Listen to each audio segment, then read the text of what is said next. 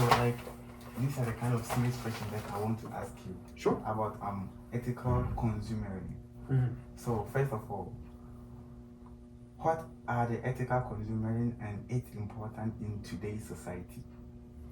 So ethical consumption is, I think the word consumption can be the confusing part because we think about eating when we hear consuming, but consuming in this context refers to the entire usage of resources and materials by humans. Humans need energy, so they consume oil by way of their machines in order to get the energy. Human needs paper, so human cuts down trees in order to make paper. And of course, a human needs food, so a human slaughters a sheep or takes an apple off of a tree and eats it. These are all consumption.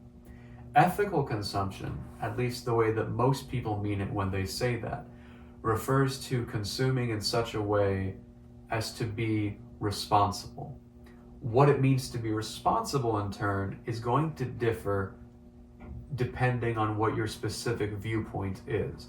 Now, I'd say it's safe to say right now that most people, when they say ethical consumption, generally by this they mean sustainable consumption.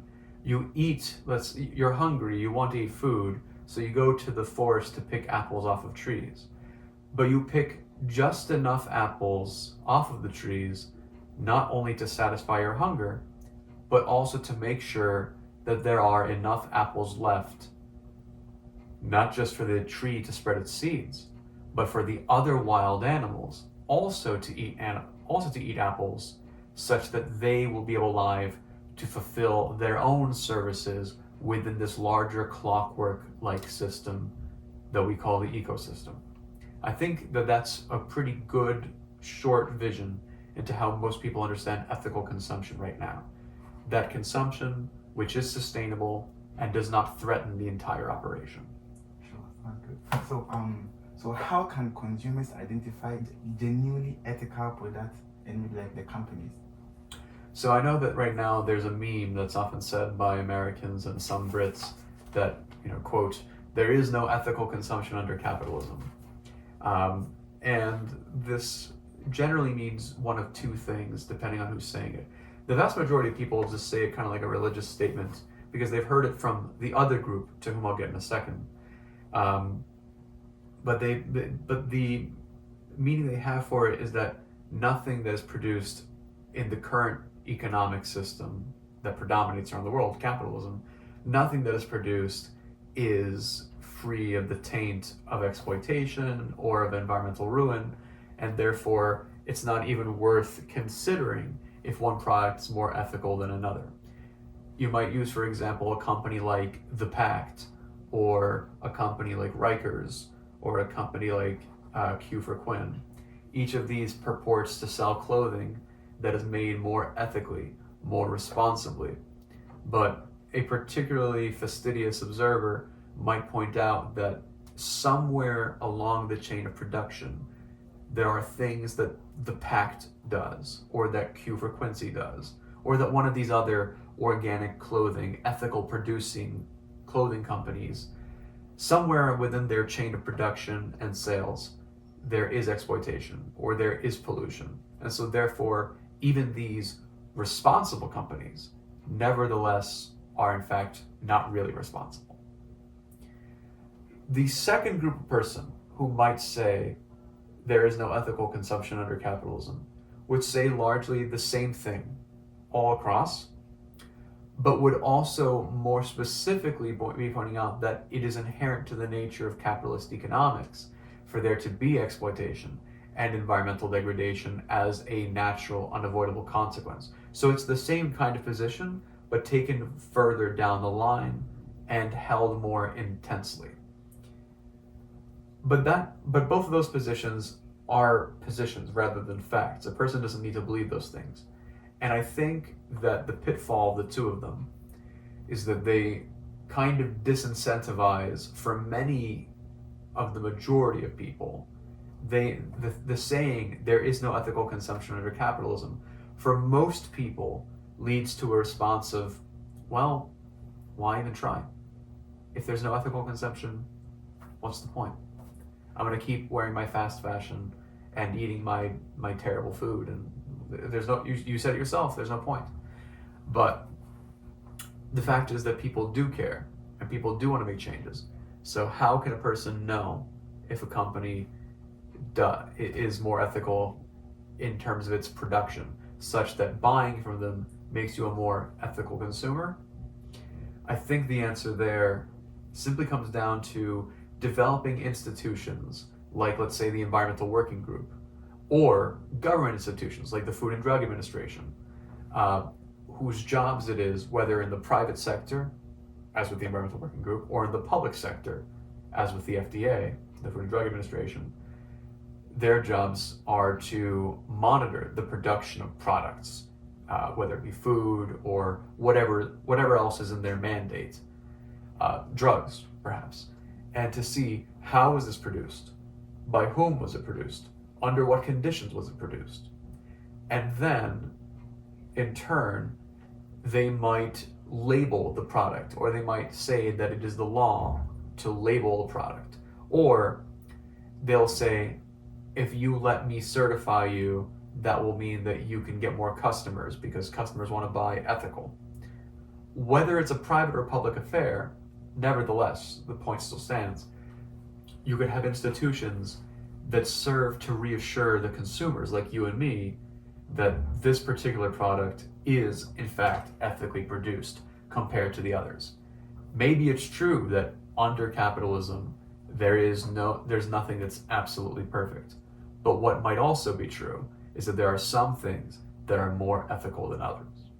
And so that's one way that a consumer might know. They might be able to find an organization that monitors these things and then see what that organization has to say about it. And certainly the EWG, the Environmental Working Group, is a fantastic example of that. Beyond that, you might rely on things like civilian bloggers. There are numerous blogs on the internet now that go into incredible painstaking detail about things you would never think of. Let's say like you have this notebook that you are holding. I bet you that there's a blog that's all about the most ethical paper production. And it's not even just, do they cut down trees in a sustainable way? But they'll be like, well, actually, the generic paper that's available is slightly toxic and no one talks about it. But here's all these reasons why. And they help you find out, in fact, that there is a more ethical form of paper that you could purchase. But it's through attention to detail and, at the end of the day, being able to rely on others who have also been attentive to detail and have done the work for you that you can then interpret. So that's how people on the ground can tell if a product is more ethical. All right. So I will end by asking this final question. So, what's the future outlook for ethical consumerism and its potential impact? I think that's a very hard question. I don't think it's a hard question, though, for the reason that I think other people do. I think for many people there's a kind of morbidity and a sense that there's no point, no one's doing anything about climate change, et cetera, or no one's doing anything about the great plastic endocrine disrupting crisis and all of that. I don't feel that way. And the reason I don't feel that way is that I think that, for better or for worse, even if people respond to things very late or even too late, and by things I mean literally any kinds of issues throughout human history, nevertheless, I think that there are more and more people who are manifesting a kind of quasi-religious or even actively religious hostility towards environmental pollution, and that you're beginning to see this across the political spectrum in some fascinating ways, and that eventually it might be that even if it doesn't make sense on paper numerically, the mathematics of being an ethical consumer just might not make sense like a big banking firm. Nevertheless, in human history, things have never gone the way of any one faction endlessly. It might be that we live right now in a time where the religious view, starting in the 1600s, prioritized a reformed Calvinistic emphasis on the pursuit of money at all costs, a kind of Protestant working ethic. But perhaps now we are at the beginning of something else, where people around the world, regardless of whether they are Christian or Muslim or Hindu or Jewish or whatever, are increasingly up in arms about the need for ethical consumption and willing to force great changes to their societies. It might be that that's the case. It looks like lots of people are getting up in arms about environmental issues. But the future is unclear. So I think that your question is a good one, even if it's a difficult one to answer. The clearest answer I can give is that for humans to survive, eventually there has to be ethical consumption, because it is still a numbers game. And if the environment is in free fall, and if there aren't enough resources to exploit, then the economy cannot function. So we can do away with a kind of environmentalist ethic where we care about these things for animals and plants and whatever. And we can simply say that economically, for there to be humans at all, at this point, 200 years from now, or 400 years from now, there has to have been a shift to ethical consumption. Otherwise, they're not going to survive. Because right now, we're already running out of things. The amount of biomass that exists on the planet is lower. The total weight of all living things, the pounds, is lower than it was. Species are going extinct. All of these things are cogs within a much larger machine that economically we exploit. And we have to be able to continue to exploit. But if we continue on the way that we're going, then we won't be able to. And then we will have nothing. So my answer would be loosely that there are two possible futures. In one of them, humans will have ethical consumption because they have to. On some level, they have to. In the other one, we would say humans didn't have ethical consumption, and now humans are no more. I think this leads to another thinking. Another way of thinking. All right. Sure. Thank you so much. Of course. Thank you.